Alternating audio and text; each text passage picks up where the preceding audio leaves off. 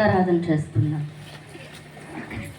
తండ్రి యొక్కయు కుమారుని యొక్కయు పరిశుద్ధాత్మ యొక్కయు నామమున ఆమేన్.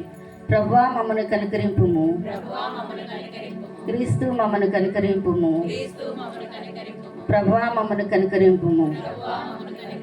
అపోస్తలుల విశ్వాస ప్రమాణం మన విశ్వాస ప్రమాణంగా ఒప్పుకుందాం. భూమి ఆకాశములను సృజించిన సర్వశక్తి గల తండ్రి అయిన దేవుని నేను నమ్ముచున్నాను. ఆయన ఏక కుమారుడును మన ప్రభువైన యేసుక్రీస్తును నమ్ముచున్నాను.